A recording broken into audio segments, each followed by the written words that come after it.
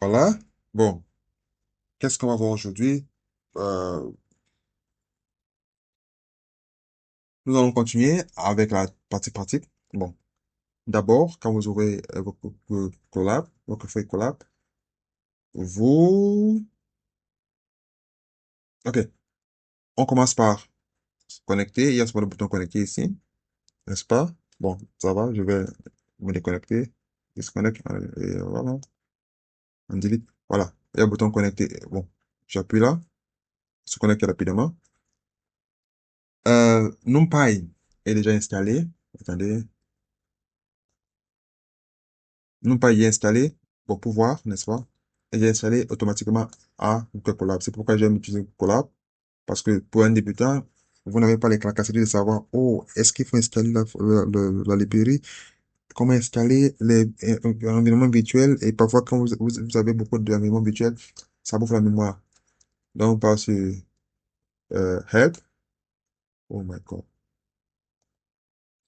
On passe sur Help. View Release Notes. Et bon, pour savoir, on cherche bon, tout ce qui est installé déjà dans Colab. On va voir. On a dans NumPy. J'ai fait CTRL F. NumPy. Oh, perdons pas de temps. On a des choses à faire. NumPy. Ah, non, non, non. Pas comme ça, NumPy. Ah, NumPy. Hmm. Ça ne voit pas partout, il y a NumPy. Non, ça n'aide pas. On va voir. Ça va. Voilà. En NumPy, on a la version qui est installée. Bon, ça installe chaque fois quand il y a les nouveautés, ça met à jour, ça nous dit ce qui a été mis à jour. Donc, vous inquiétez pas, il y a. Bon, on va, on commence par importer, n'est-ce pas? Je vais exécuter. Vous voyez, quelques secondes. 0 secondes. C'est moins qu'une seconde. Zéro. Vous voyez comment c'est rapide? Bon, les opérations de broadcasting. Bon, soit de la matrice ici, si on exécute, vous voyez, toujours en 0 secondes.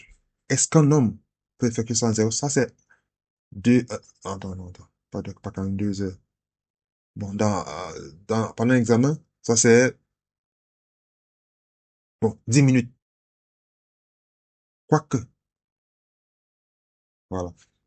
Et bon, on sait déjà, bon, multiplication n'est pas une opération matricielle. On a ici, par exemple, n'est-ce pas? Multiplication matricielle se fait avec l'arrobase. Mhm. Bon, on a aussi dit point dot, n'est-ce pas? On a ici, on a marqué, première matrice N, point dot, hmm, M. Qu'est-ce qu'on a? Oh! Ouais. Donc, tu peux multiplier avec what? Ah! Ok, ok, je vois. Euh, à la première vidéo, on a vu que les états, les matrices peuvent changer, n'est-ce pas? Donc, après avoir fait des multiplications, machin, machin, machin, machin, attends, on a N fois M. Euh, 1 fois 5, 5, 2 fois 7, 14, 19. Ici, on a 23. Ce qu'on va faire, c'est,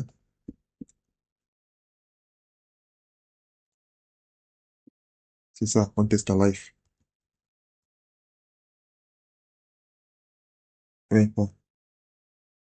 Et dot, qu'est-ce que dot nous fait? What?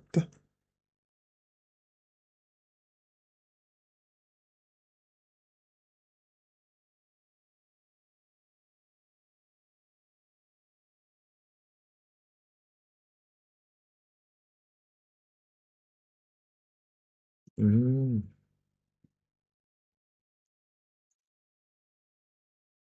Oh, object not find.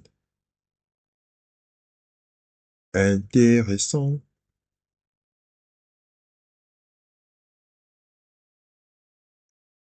une valide caractère. Si je fais du point dot, not find.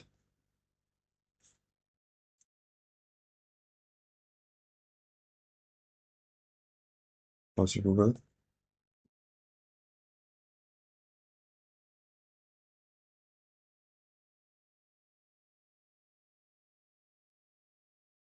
Et NumPy.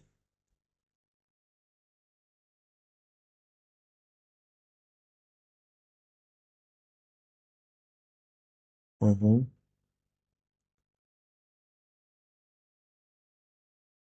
Oui, ça fait multiplication. Mhm. Point dot, on a. Bon, on prend ça. Oh, c'est. Mhm. Et même si on fait ceci, n'est-ce pas? Ici,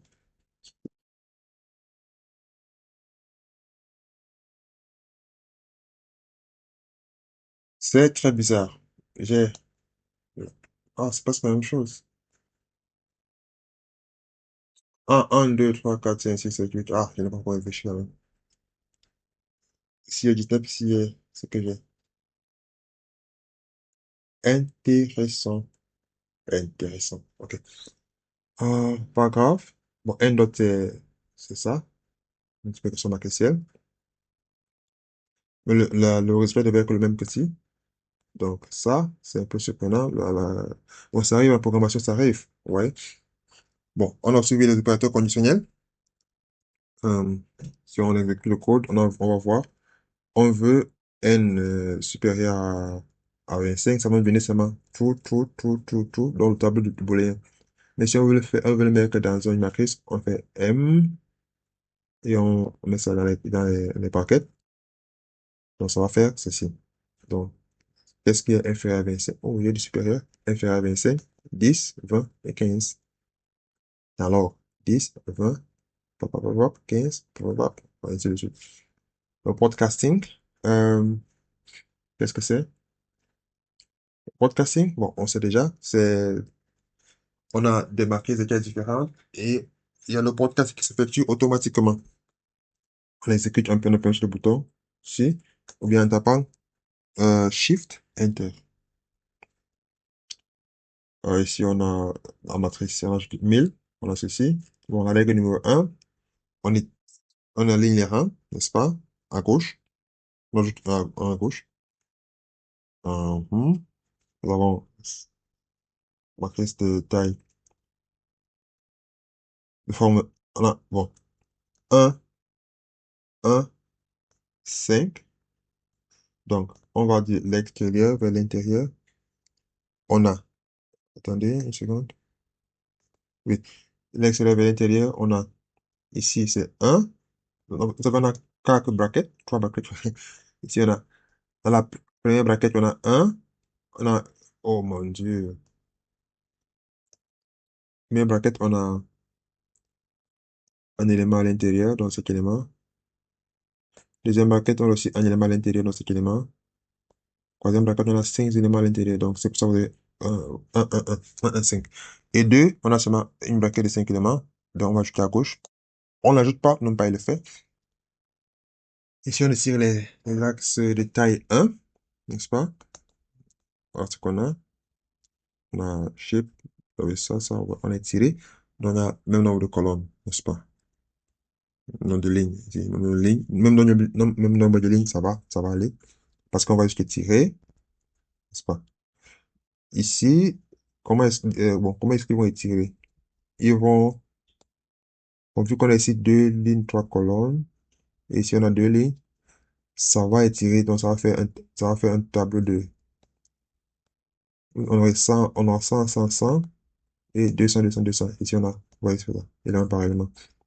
Donc bon, on peut dire intuitif, si on regarde bien, avec les lunettes. Euh, si on combine la règle 1 et la règle 2, comme ceci, n'est-ce pas?